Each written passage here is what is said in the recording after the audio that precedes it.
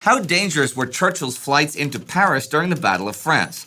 Churchill flew to collapsing France 4 times in May and June 1940 for meetings of the Anglo-French Supreme War Council. He made 3 visits to Paris, the first of which was on May 16th, just over a week into the German invasion. By that point, the Luftwaffe already had aerial superiority, and the skies over northern France were lethal.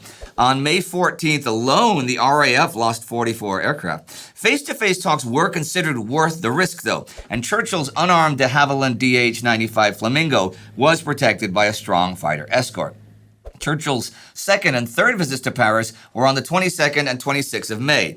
A few days after that third visit, the French government evacuated the capital. Churchill's final visit was for meetings in Briare and Tours on the 11th, 12th, and 13th of June, in which the 2 governments braced for France's inevitable defeat.